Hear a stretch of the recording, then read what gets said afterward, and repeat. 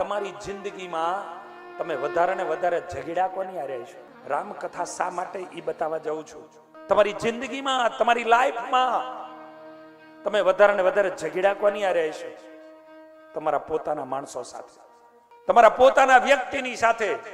તમે જેને અતિ પ્રેમ કરતા હશો, જેને તમે તમારા નજીકનો જેને માન્યો હશે, એની હારે જ તમારી જિંદગીમાં તમે વધારે ને વધારે બાઈ જાય છો.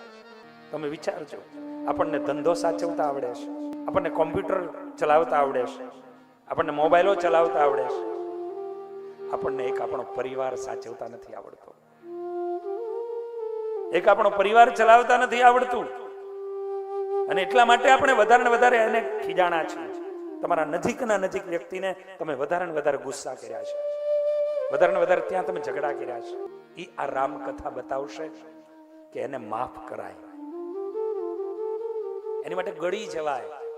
નહીતર લક્ષ્મણજી તો લાલ ચોર થતા હતા, પણ ભગવાન શ્રી રામ શીખવાડતા હતા, નહીં લખન, જે બધું થઈ રહ્યું છે, બધું જ બની રહ્યું છે, બરોબર થાય છે, તું શાંત થઈ જા. વિચાર કરજો, પરિવારની અંદર કઈ પણ ઘટના ઘટે એની અંદર આ શું શીખવાડે?